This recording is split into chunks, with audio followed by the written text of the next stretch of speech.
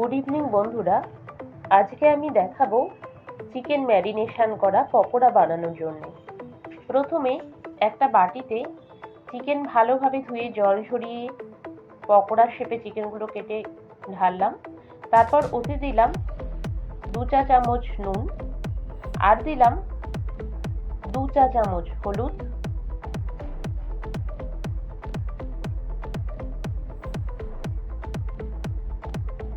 আপনারা দেখতে থাকুন বন্ধুরা।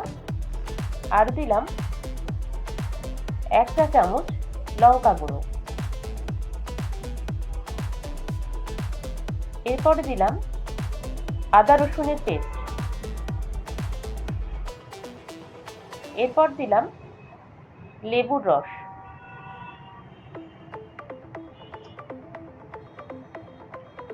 তারপর অ্যাড করলাম 3 টেবিল চামচ কর্নফ্লাওয়ার।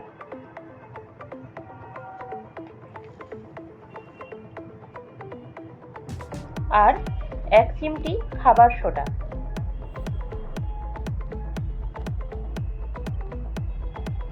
এরপর সমস্ত উপকরণ চিকেনের সঙ্গে ভালোভাবে মিশিয়ে নিতে হবে। ভালোভাবে মিশিয়ে নিয়ে কভার দিয়ে দেবো। এভাবে আমরা আধ ঘন্টা রেখে দেব।